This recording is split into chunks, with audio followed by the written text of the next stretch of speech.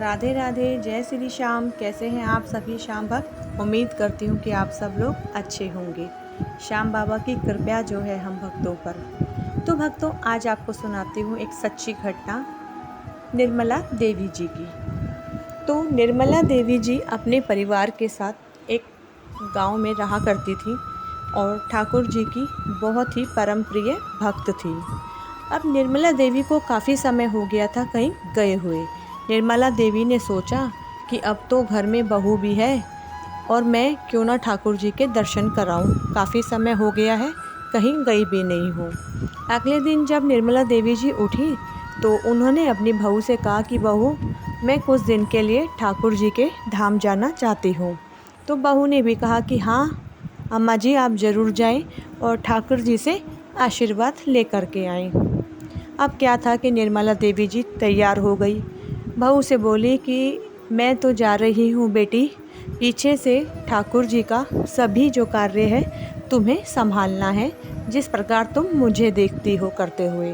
बहू रानी भी झट से बोली, बाजी ज़रूर, मैं ठाकुर जी का सभी काम अच्छे से संभाल लूँगी, आप बिल्कुल भी चिंता ना करें और ठाकुर धाम चले जाएं। अब क्या था कि निर्मला देवी जी खुश हो गई और उन्होंने अपनी गठरी करी तैयार और निकल गईं। अब वो बोली कि बहू रानी, मैं जा रही हूँ, लल्ला को अच्छे से नहलाना धुलाना, वस्त्र आभूषण पहनाना और सुंदर सा श्रृंगार करना। ये सब करने के बाद और उन्हें आईना ज़रूर दिखाना, आईना दिखाना ना भूलना बिटिया। बहू रानी बोली, जी माँ जी, जिस तरह आपने मुझे बताया उसी तरह मैं ठाकुर जी के सभी काम करूँगी। अब क्या था कि अगले दिन बहू को बहुत जल्दी लगी कि जल्दी से उठ कर के नहा धो कर के वे ठाकुर जी के पास पहुंच गई और जैसा कि निर्मला देवी जी कह के गई थी उसी तरह से उसने किया। ठाकुर जी को नहलाया धुलाया, सुंदर वस्त्र पहनाए, आभूषण पहनाए, उनका श्रृंगार किया। बहुत ही खूबसूरत लग रहे थे ठाकुर जी। अब जल्दी से भोग प्रसाद ले आई। भोग प्रसाद ले आई और ठाकुर जी आप खा लो और खा करके अपने जो है मस्त हो जाओ। अब ये कह करके बहू रानी अपने कमरे में चली गई। याद आया कि सब कुछ तो मैंने ठाकुर जी का कर दिया है, लेकिन अम्मा जी कुछ और भी बता के गई थी, वो मैंने नहीं किया। याद ही नहीं आ रहा था कि क्या काम रह गया ठाकुर जी का।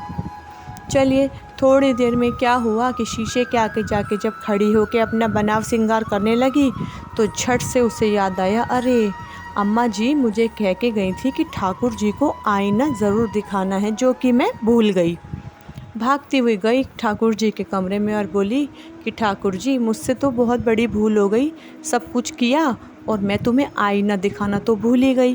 कहीं ऐसा ना हो तुम अम्मा जी के आते ही मेरी उनसे चुगली कर दो।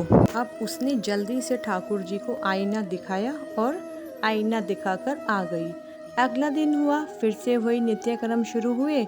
उसके बाद फिर सारे ठाकुर जी के कार्य किए और फिर से उन्हें आईना दिखाया। अब 2-3 दिन तक यही सब चलता रहा।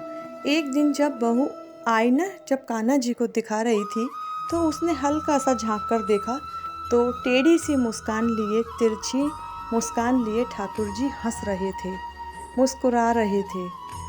ये जब उसने देखा तो वो बहुत ही आश्चर्यचकित हो गई और बोली कि सचमुच में ठाकुर जी ने मुझे दर्शन दे दिए हैं। मैंने जो मेहनत करी है, जो सेवा करी है, वो सफल हो गई है।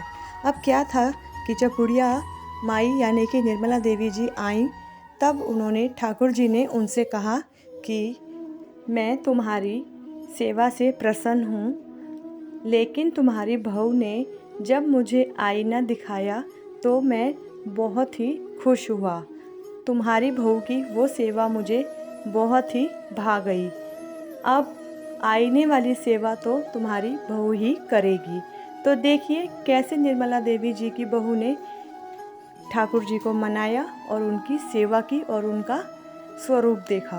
तो ऐसे ही सेवा हम सब भक्तों को ठाकुर जी की करनी चाहिए, जिससे कि ठाकुर जी हमें भी प्रसन्न होकर के अपने सौंदर्य के और अपने मोहक रूप के और अपने निर्मल जो उनका स्वरूप है उसके दर्शन दें।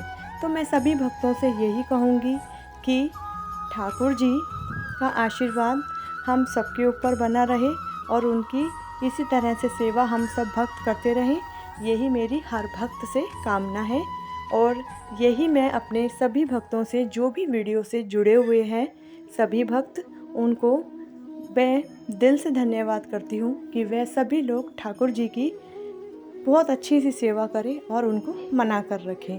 बोलिए राधे राधे, जय श्री कृष्णा, जय श्री श्याम, हारे का सहारा बाबा श्याम हमारा।